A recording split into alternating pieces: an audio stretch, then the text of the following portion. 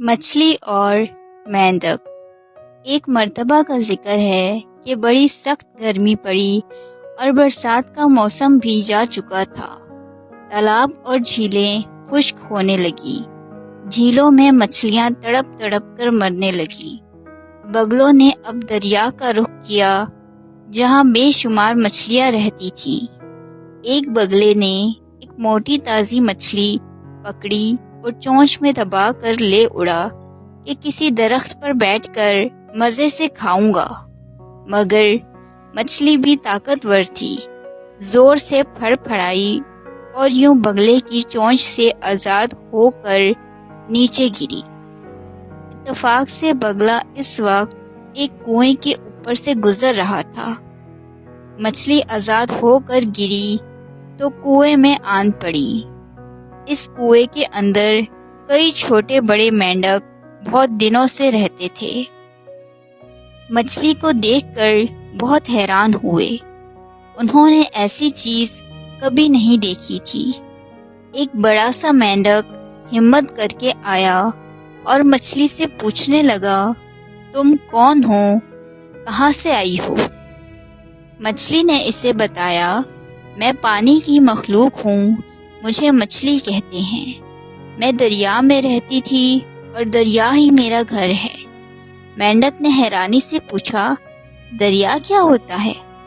مچھلی نے بتایا، دریا بہت لمبا چوڑا ہوتا ہے، اس میں گہرا پانی ہوتا ہے جو بہتا رہتا ہے، بہت لمبا چوڑا۔ جب پانی بہتا ہے تو لہریں اٹھتی ہیں اور ہمیں جھولا جھلاتی ہیں۔ مینڈک اچھل کر کنویں کے ایک کنارے پر جا پہنچا اور وہاں سے تیرتا ہوا آیا اور مچھلی سے پوچھا، کیا دریا اتنا چوڑا ہے؟ مچھلی نے کہا، نہیں بھائی مینڈک، یہ فاصلہ تو کچھ بھی نہیں ہے، دریا تو کہیں زیادہ چوڑا ہوتا ہے۔ مینڈک پھر اچھلا اور اچھل کر کنویں کے دوسرے کنارے پر گیا۔ پھر وہاں سے تیرتا ہوا آیا اور مچھلی سے پوچھنے لگا، دریا کیا اتنا لمبا ہوتا ہے؟ مچھلی کو ہنسی آ گئی اور وہ کہنے لگی، نہیں نہیں میاں مینڈک، یہ فاصلہ تو کچھ بھی نہیں ہے، دریا تو میلوں لمبا ہوتا ہے۔ مینڈک بڑی بڑی آنکھیں نکال کر مچھلی کو دیکھنے لگا اور بولا، تم ضرور مجھ سے مذاق کر رہی ہو، بھلا کوئی دریا ہمارے کنویں سے بھی بڑا ہو سکتا ہے؟ تم یا تو میرا مذاق اڑا رہی ہو یا تم نے ضرور کوئی خواب دیکھا ہے۔ بھلا سوچنے کی بات ہے، کہاں یہ لمبا چوڑا کنواں اور کہاں تمہارا دریا؟ مچھلی بیچاری کیا جواب دیتی، خاموش ہو گئی اور آہستہ سے مینڈک سے کہنے لگی، بھائی مینڈک، بات دراصل یہ ہے کہ جب تک تم کنویں سے نکل کر باہر کی دنیا نہیں دیکھو گے تمہیں کسی بات کا یقین نہیں آئے گا۔ دنیا دیکھنی ہے اور نئی نئی چیزیں دیکھنی ہیں تو کنویں سے نکلو، مگر مشکل یہ ہے کہ تمہارا کنواں سچ مچ بہت گہرا ہے۔ میں سوچتی ہوں کہ بگلے کی چونچ سے تو نکل آئی، مگر اس کنویں سے کس طرح نکلوں گی؟ تھوڑی ہی دیر گزری تھی کہ کچھ بچے پانی کی تلاش میں اس طرف آ نکلے۔ ان کے ہاتھ میں ڈول اور رسی تھی۔ ایک لڑکے نے ڈول کو رسی سے باندھ کر کنویں میں ڈالا۔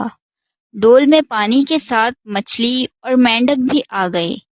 ایک لڑکا خوشی سے چلا اٹھا، دوستو، ڈول تو ہم نے پانی نکالنے کے لیے ڈالا تھا، یہ مچھلی اور مینڈک کہاں سے آ گئے؟